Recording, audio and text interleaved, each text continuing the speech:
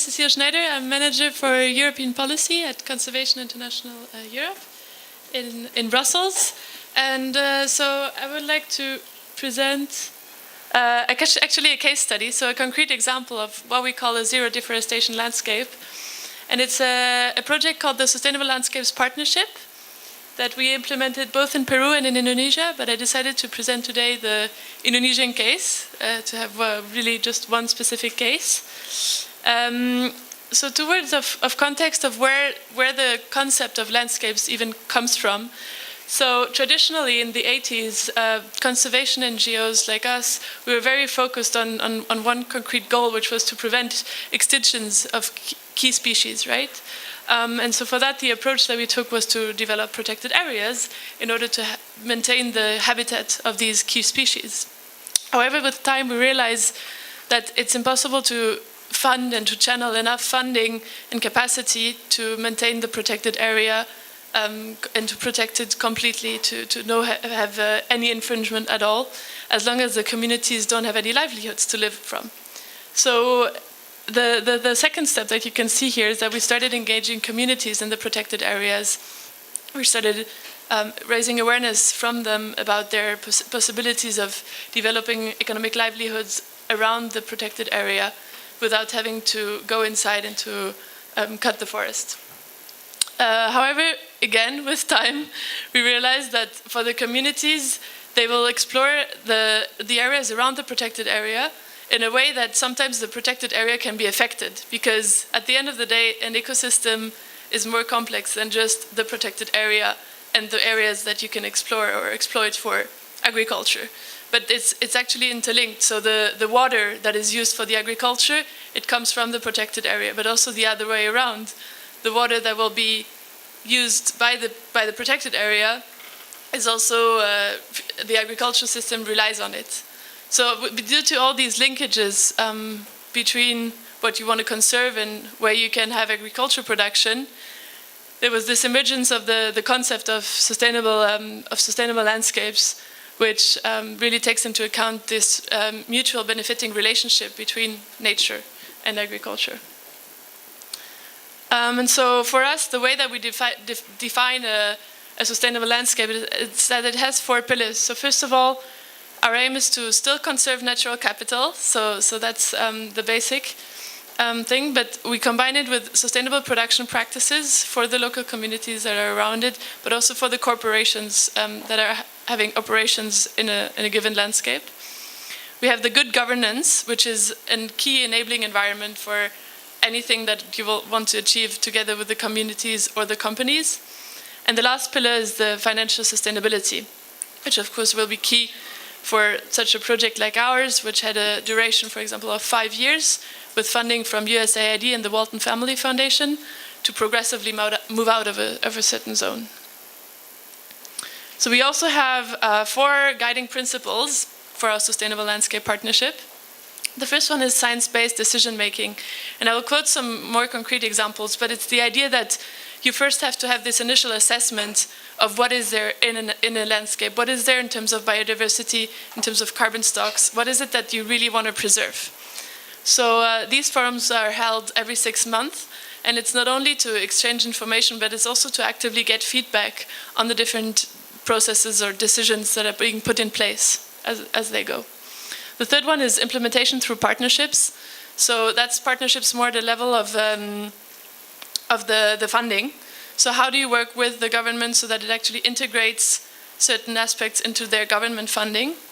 But it can also be with companies. So how can they put at the disposal of the government funding for, let's say, payments for ecosystem services or other incentive schemes for the local communities to conserve certain areas? And lastly, continual improvement through monitoring and evaluation.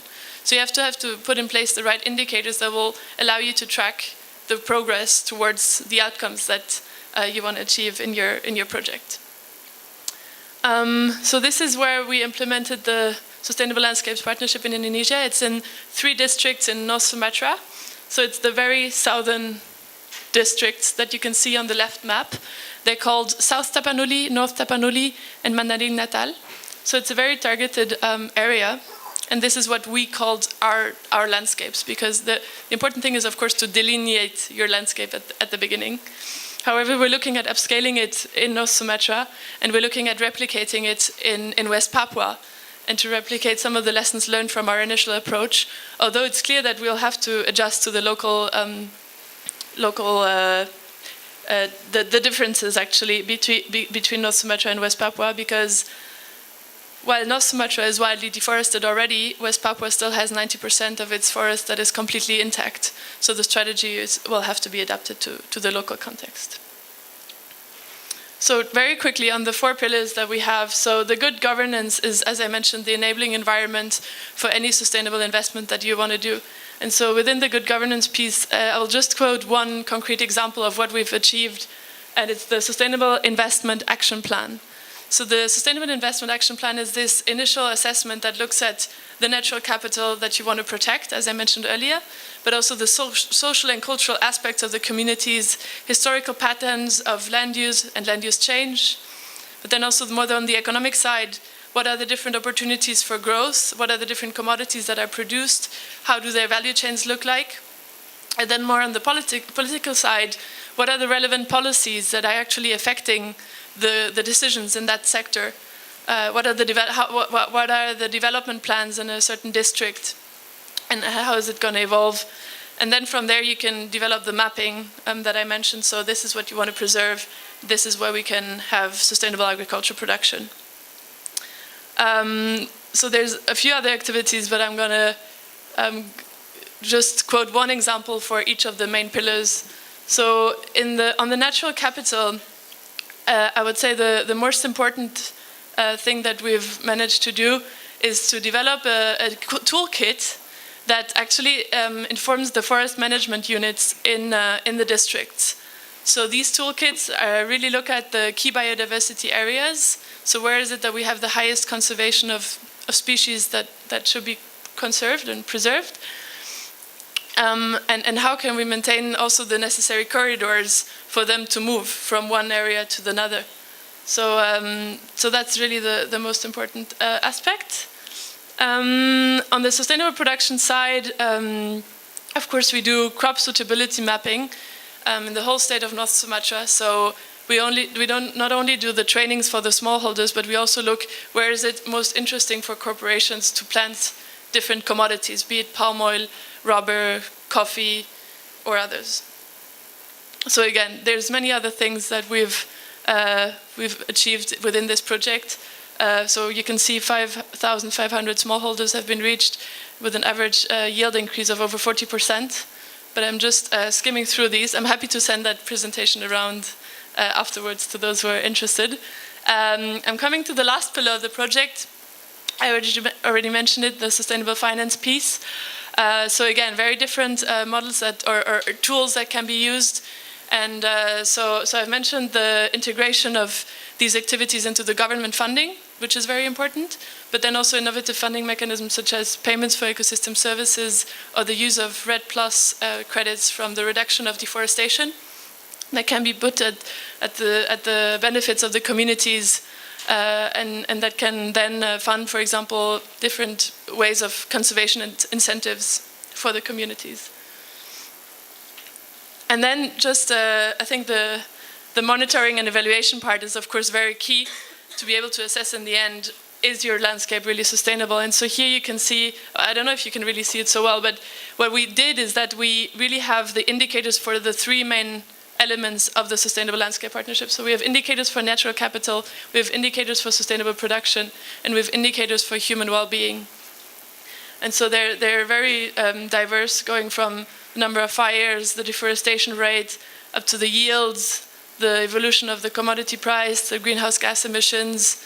And so for the human well-being part, of course, the Human Development Index and the Poverty Index, to ensure that at the end of the day, the local community will be better off. And so all this can be kind of combined and compacted into the Landscape Sustainability Index. So that will give you a score out of 100%. Where does the landscape stand? And this you can measure with time to measure the progress. So our next steps, as I mentioned, is to establish a sustainable landscape partnership in West Papua, which has recently been declared as a conservation province. We're also looking at expanding our work in the Mato Piba region in Brazil, so 4 states that are at the agriculture frontier in Brazil. We're involved with the Liberian palm oil companies and with the Tropical Forest Alliance there. And we're looking at expanding the Sustainable Landscape Partnership in Peru, where we have already started, but we're looking to work at a higher scale. So thank you very much.